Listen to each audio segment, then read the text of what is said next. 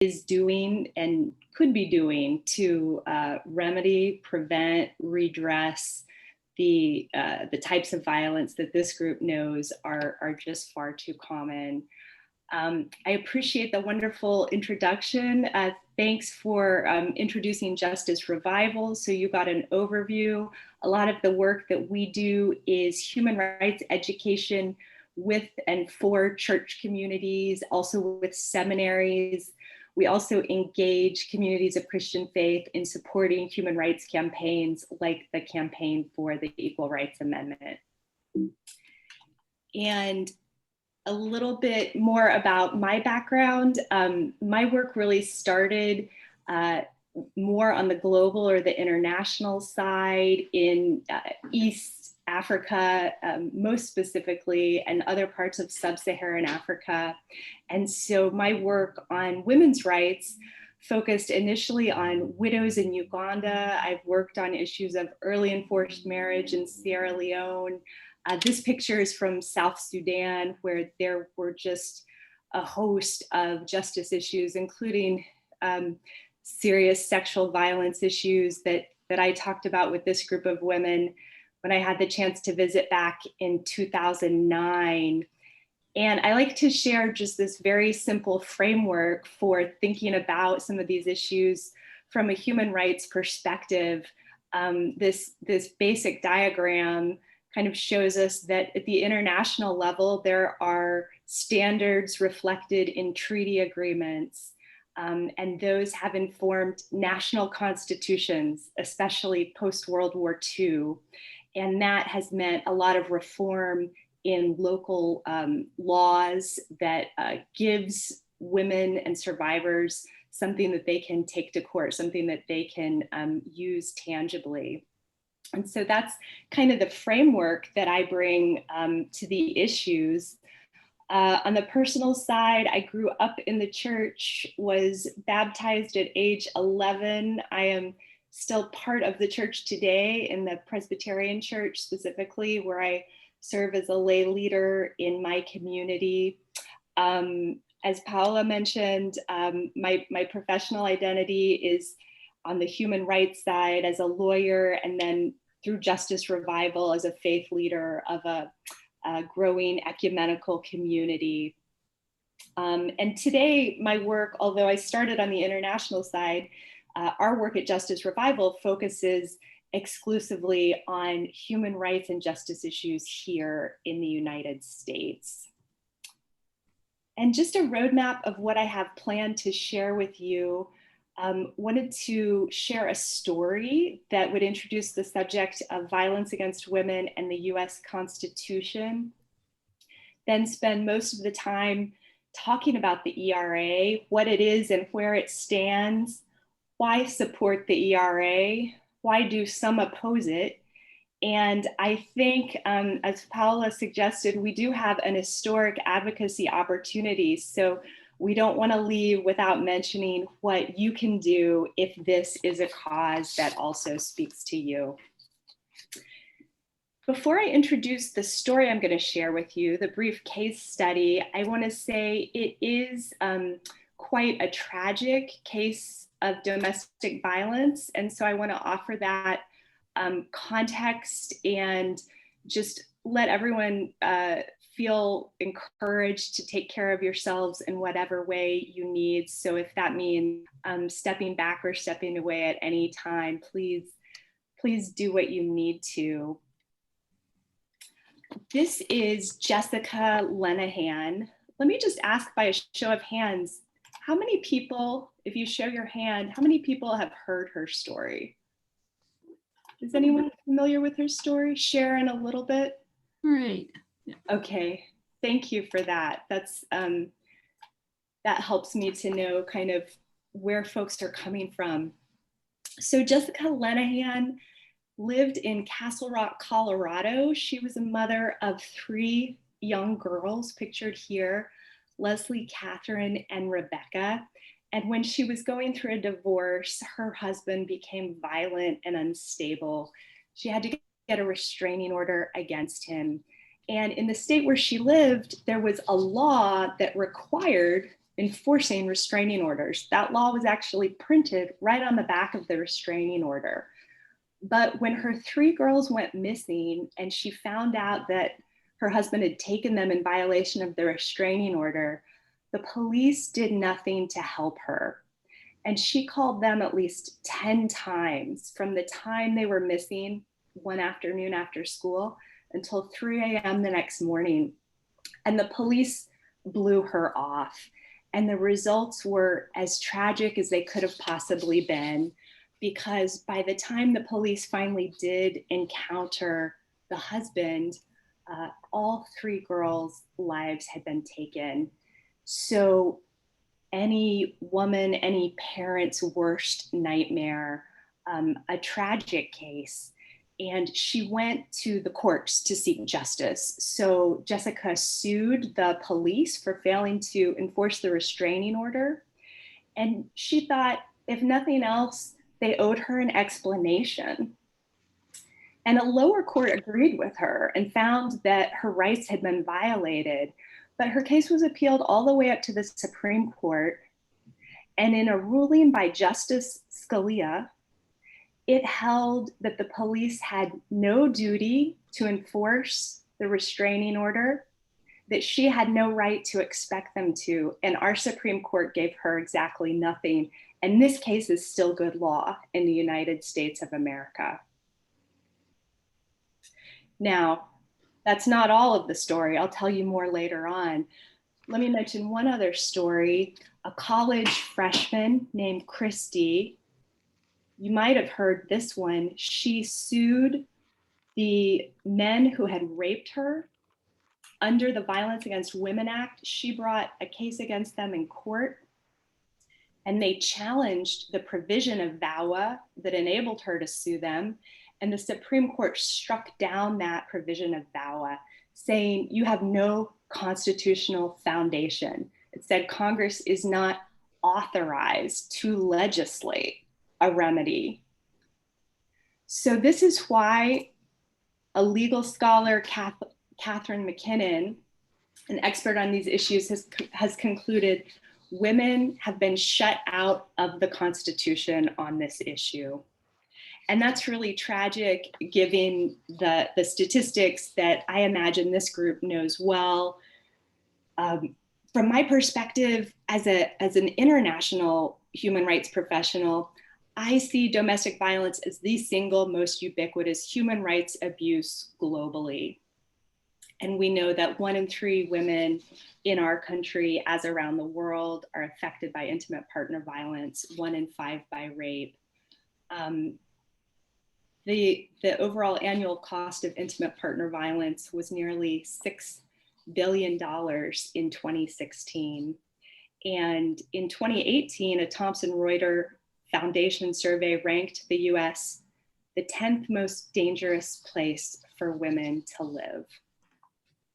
So given the massiveness of this problem, given the pervasiveness, the ubiquity, it seems that Congress should be able to do something. It seems that a survivor should be able to go to the police and have a restraining order enforced. It's one of the only legal mechanisms that a victim has to seek protection in our system. It seems like something needs to change. That's why we're here to talk about the Equal Rights Amendment and how this could be part of the change that is so clearly needed. I'll talk just really briefly about what it is and where it stands, because I want to really focus on the deeper ethical question of why would we support a measure like this. The ERA would be a change, an amendment to the Constitution that says in relevant part, equality of rights under the law shall not be denied or abridged on account of sex. And it's something that women advocates have been arguing for since right after the Civil War, when women wanted to be included in the Reconstruction amendments, but decidedly were not. The ERA was introduced in 1923 by women's suffragist Alice Paul. In the 1940s, both the Republican and Democrat Democratic parties included it in their party platforms. And in 1972, Congress passed by large bipartisan majorities the current ERA that we're talking about today. Under the Constitution, 3/4 of the states then need to ratify it for it to become the law of the land. So we needed 38 states.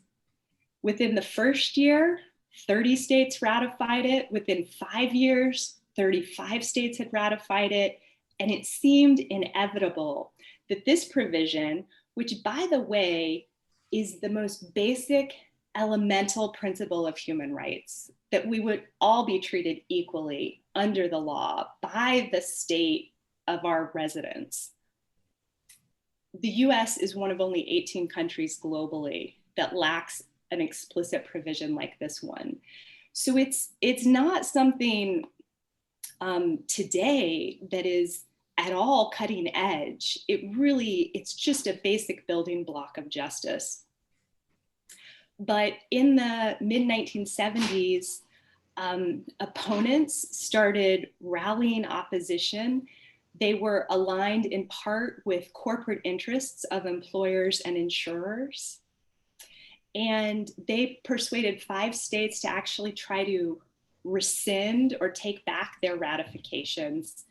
And so by 1982, when a deadline Congress had imposed on ratification, by the time that expired, 35 states had ratified, falling short of the 38 needed. And that's why you might have had the impression, and many people still do, that the ERA, that its time had passed, but that's actually not the case, because in the 1990s, an amendment was added to the Constitution some 200 years, over 200 years after being introduced. And this kind of woke people up to the idea that, you know, this is a really important principle of justice. This is not something to let go on a technicality. And there's good legal arguments that Congress can change the timeline for ratification. It's already done so. So advocates started lobbying for the ERA. Again, after Donald Trump was elected president, the Me Too movement was ascendant. And in 2017, ordained Christian pastor, retired Army Lieutenant Colonel, and Nevada State Senator Pat Spearman, she championed ratification of the ERA in her state, and Nevada became the first state in 40 years to ratify the ERA. Since then, Illinois and Virginia have also ratified, which means there are now the 38 states needed for the ERA to be adopted. And I want to just show you a short video clip of Senator Spearman in her own words talking about why this struggle for the ERA was so important to her. Let me share a different screen with you and pray that technology works for us. Okay, this is Senator Spearman testifying before the US Congress in the spring of 2019. State 35 years to ratify the amendment. She received her Master of Divinity degree from the Seminary of the Southwest and her BA from Norfolk State University, Norfolk. Senator Spearman, you're recognized for 5 minutes. Thank you, and good morning, Chairman Nadler and Chairman Coleman, Ranking Member Johnson. For the record, I'm Pat Spearman. I represent Senate District 1 in the great state of Nevada. It's an honor to be here today to discuss the Equal Rights Amendment. On March 22nd, 2017, 45 years after the ERA was submitted to Congress, Nevada became the first state to ratify the ERA after the expiration of the June 30th deadline. The state of Illinois followed with ratification on May the 30th. It was my great privilege to sponsor Senate Joint Resolution 2, which supported Nevada's ratification in 2017.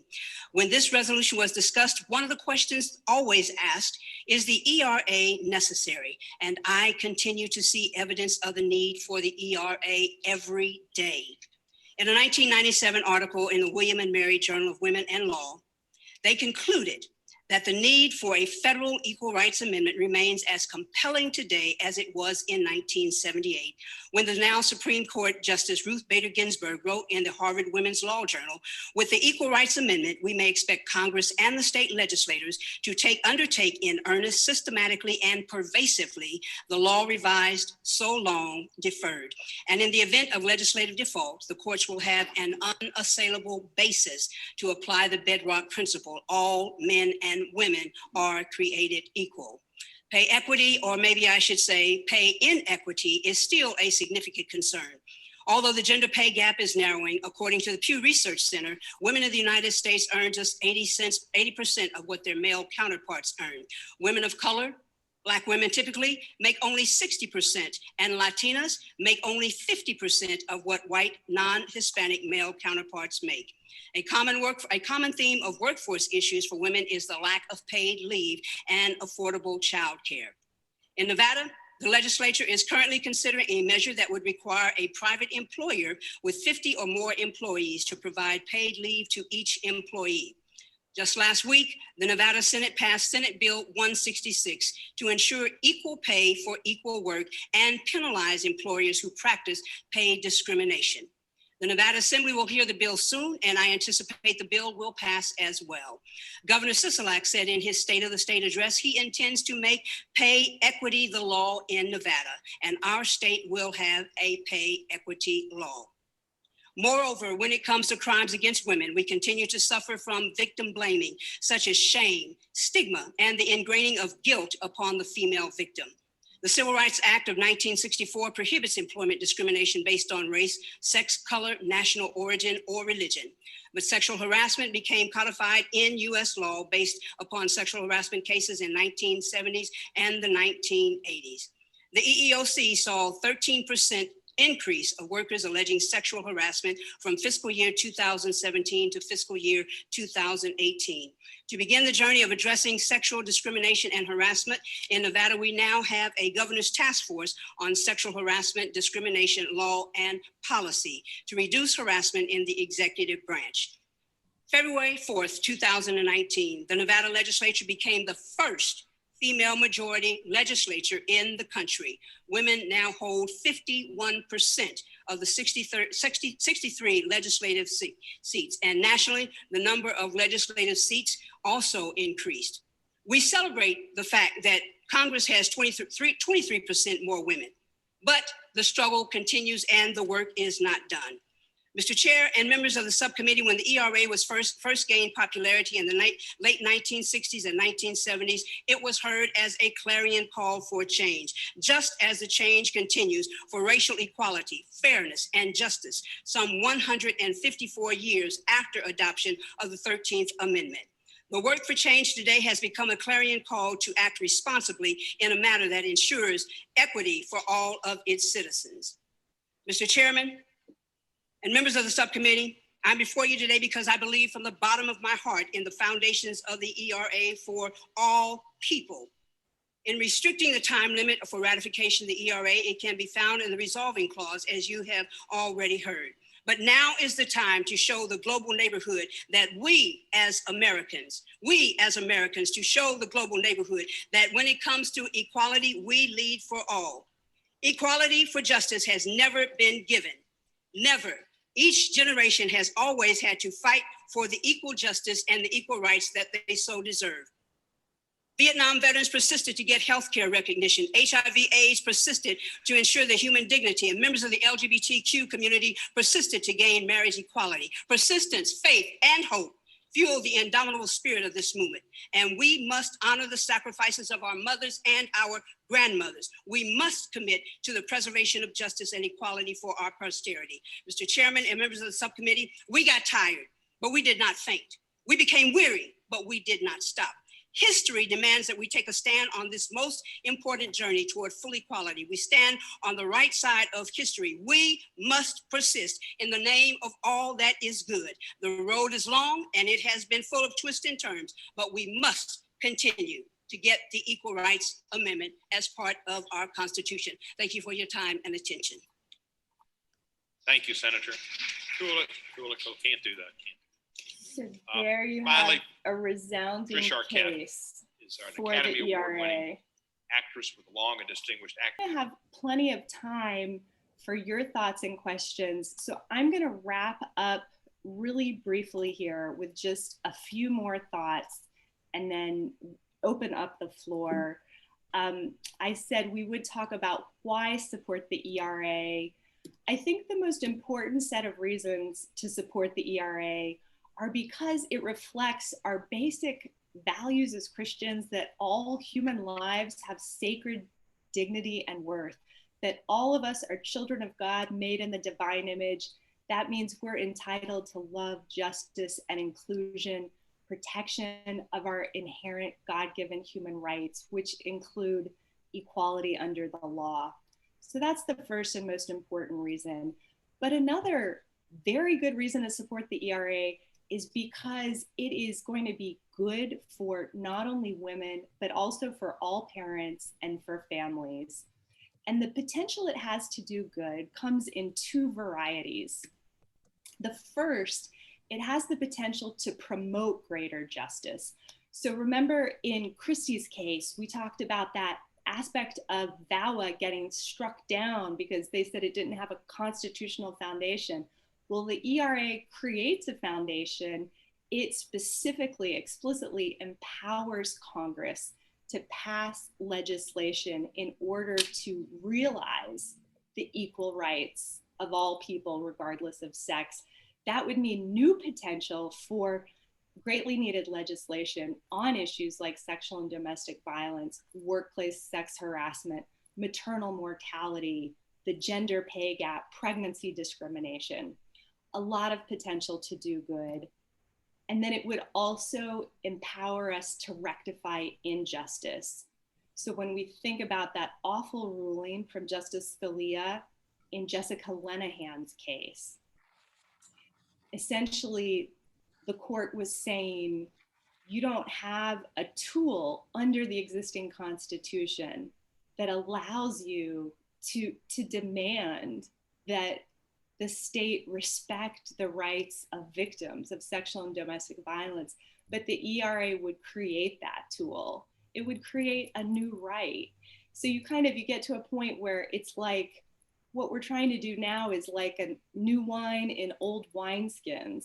We've just taken our 200-year-old Constitution about as far as it can go, and we need something new, and that's what the ERA would do. I'm gonna skip some of this content and come right to what you can do. So Justice Revival and Sojourners have been partnering on an interfaith statement of support for the ERA, and that's going to be released publicly the week of February 22nd. And we have close to 30 faith leaders right now signed on. If you're interested in being a part of this, please email my colleague Emily, and we'd love to include you now. Or another route is this is going to be public on our website beginning that week, and then you can sign there as well.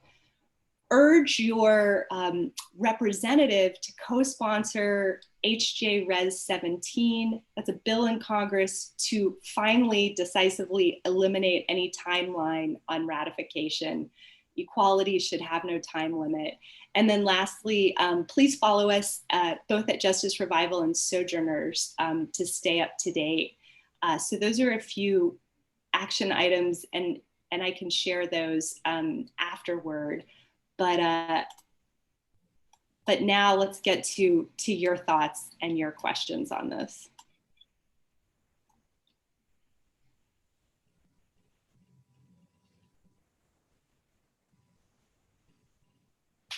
One quick question, Allyson, those in the chat is if we could have a copy of your presentation. The video? I think that should be fine. Of your PowerPoint slides that you shared with us. Slides, yes, I'll be glad to circulate that. So I can send that to you, Paula, to circulate to the group. Yes, sounds good. Any other questions that you have? So I've written a couple in the chat. Can you see them, Paola? Yes, I can see them now. Sorry, I jumped in. You asked Paula. Well, whoever. No, go ahead, Allyson. Yeah. I mean, what is more basic than the instructions written on the back of the protective order? Police are mandated to respond. I mean, which part of that is a problem? Yeah, and I think I couldn't agree more. The ruling was devastating and surprising to lawyers as well. And the end of that story that I hadn't gotten to was that Jessica actually took her case to the Inter-American Commission on Human Rights, a regional tribunal for the Americas, and it reached a totally different conclusion. It said she did very much have a right to have that protective order enforced, and that by failing to do that and by failing to give her a legal remedy, that the US had violated her human rights, including her right to equal protection under the law. So the idea of legal equality was their basis for saying, no, you needed to do better, because most victims, we know not all, but the majority are women. The restraining order is one of the only tools. So if the state's not serious about enforcing those, that's really discriminatory against women. That's the rationale. And that's the rationale our court could follow if it had an equal rights amendment. Mm-hmm. Right. Thank you. Would you either put in the chat or else repeat? She took it to the Yeah, Inter-American Commission. I'll put it in the chat right now. Okay. I imagine Colorado and every other state has deleted that statement from the back from protective orders. I actually don't know. In fact, part of what the Inter-American Commission's ruling did was suggested a number of policy reforms, and it did become sort of a blueprint for positive change. So I've heard more about some things moving in a better direction because of that scrutiny. Good. Suzette has a question. So if you want to go ahead or comment, go ahead and unmute.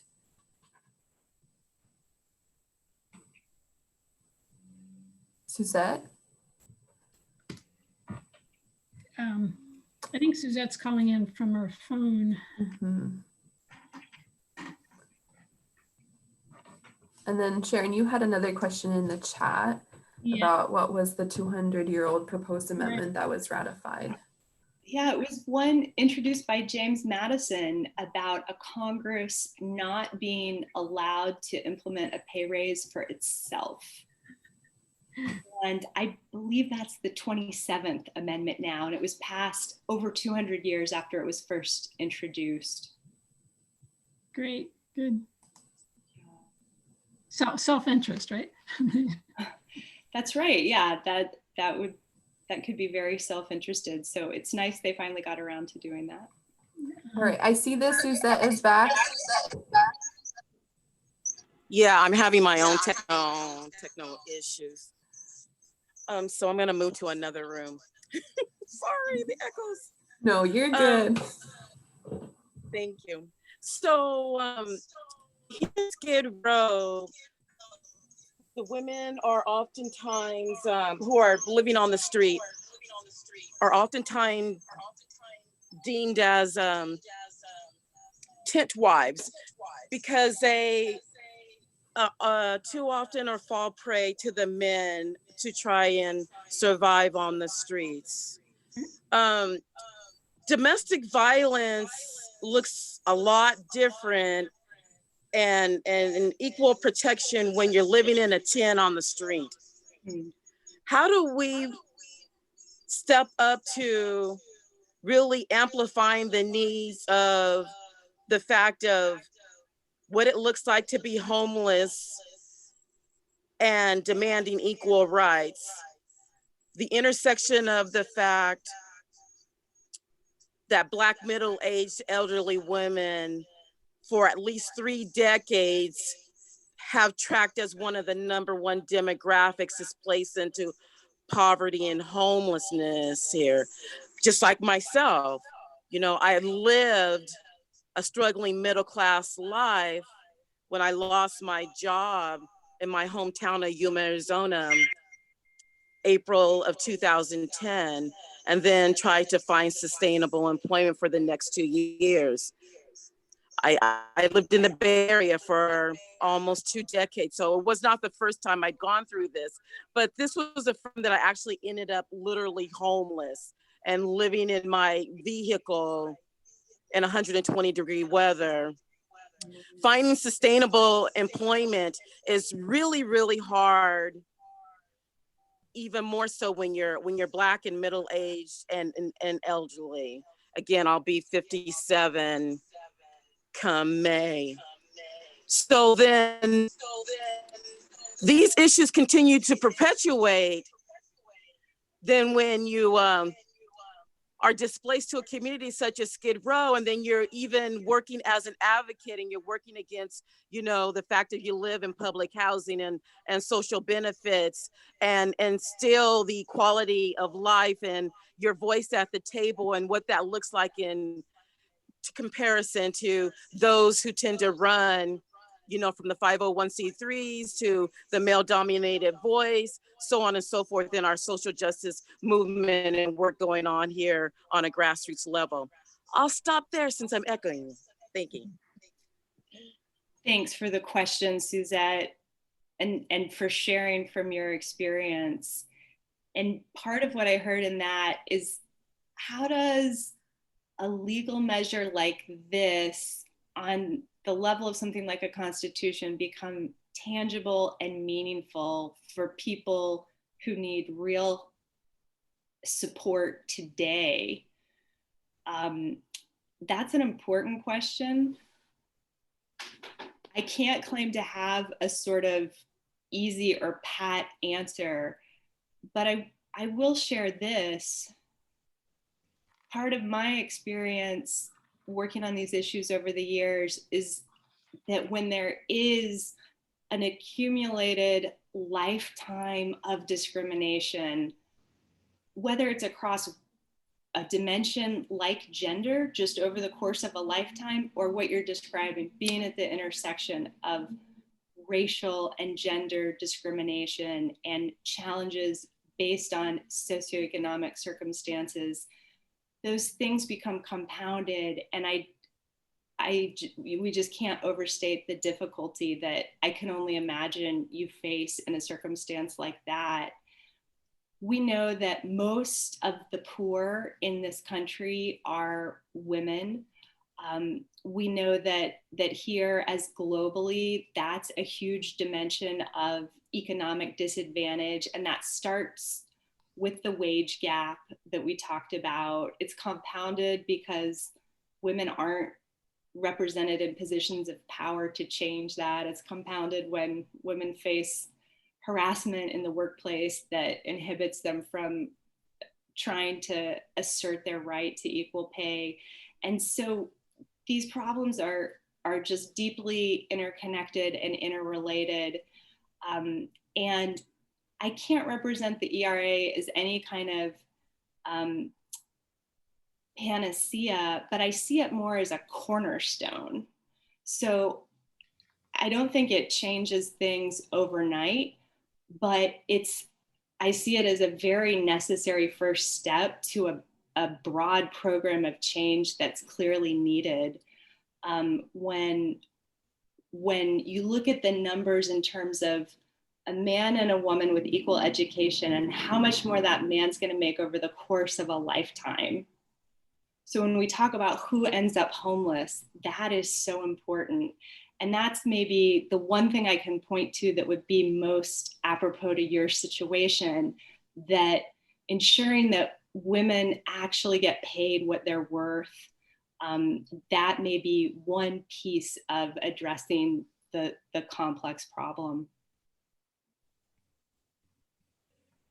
No, and thank you so much, Suzette, for your question. And that's part of why we wanted to have this conversation in this group of people, because so many times it can feel like there are people in power, both here in DC, I live just outside of DC, who are making rules and laws and structuring our systems that feel so nebulous. And then even at the local level, we have those in power, and it can feel like they're just making decisions that end up affecting us. And it's important to know how they're affecting us. But I think that what we are really hoping to do is that people like all of you who are being really affected by these decisions that those in power are making have an opportunity to speak into them and to say, hey, this is really important. This is why it's important. This is how these decisions affect my life and the life of my neighbors. And so really giving opportunities to speak into that and bringing that up of, hey, this is not only important for equal pay for equal work, but let's look at the number of people who are homeless right now. And is there a gender disparity there? Are women disproportionately affected? And how would this Equal Rights Amendment, how can we work to use that as a tool to really address that? And I think that's what we're hoping that these opportunities do, to give you access to those who are making these rules and regulations, and say you can't make them without our input and without our ideas and our say. And so thank you so much for bringing that up. And I know that it can feel a lot like that. And so we're really hoping to create these opportunities where, with this statement of support, that there's so many voices of all of us coming to Congress and saying, hey, you have to listen to us because these decisions that you're making really affect us, and you can't make them without our input. And so that's our big goal, that as we all work together, we can really, as we're continuing to do the day-to-day work of addressing all of the injustices in our communities, that we're also looking to those who are making the laws and the rules that affect our communities and saying, listen to us because we are the ones who know what we need. So thank you so much for bringing that up, and really hope to be that organization that can open those spaces with those in power who are making rules and regulations. And yes, Sue said the generational inequality as well. Yes, that's another big aspect there too. A third dimension to add to that. Well, I want to respect our time. Thank you so much for these great questions and comments that you've made. We do meet every month on the first Friday of the month at noon. And so we will continue to have these conversations. And as Allyson mentioned, Justice Revival and Sojourners are partnering on this initiative to really get the Equal Rights Amendment passed. And so, as Allyson mentioned, there's this interfaith statement that you can sign on. We will be sure to include the email and the follow-up, the email of the person to email and the follow-up email. We will also have action alerts where you can contact your members of Congress directly. That will be coming from Sojourners. And another great opportunity is that we are getting currently trained on how to train people to write opinion pieces, so op-eds to your local newspapers and local media about different issues that you care about. And so that will also be coming, where we'll have a training to teach all of you how to submit those and get your voice out there in these local media, that a lot of local representatives and state representatives really look to the newspaper to see where they're mentioned, to see what people are talking about. And so we really want to get all of your voices into that. So we'll be looking for that, because that will be a great opportunity. We are working with somebody who's worked to help a lot of organizations really help the people, their constituents, get these opinion pieces published. So those are some of the things that are coming up. Continue to look for those opportunities. If you signed up for these calls, I put the link in the chat. You will be sure to receive the follow-up email and then further emails with more opportunities in the future. And again, I will also put my personal email if you want to email me with further questions, with further suggestions of what kind of resources would be helpful to you, what kind of presentations like the one that Allyson did would be helpful to you. So please let me know. And I've had some suggestions about looking at the elder abuse and the generational disparity there. So that's one suggestion I know I've heard from several of you, but let me know if you have others. Thank you so much for your time, for sharing, for being vulnerable to share your experiences. And thank you so much, Allyson, for taking the time for that wonderful presentation to really teach us how the Equal Rights Amendments directly affect the work that we are doing. So I will see you all next month. Great. Thank Bye. Thank you. It was great. Thanks a lot. Thank you for joining. Yeah. So I'd like to send you a webinar announcement. If you could add it to the resource. Yes, please I think do. that in particular would like it. So I'll send it to you right now. So. Yes, thank you. I will be sure to include that in the follow-up. Good, thanks. Okay. Have a good day. You too.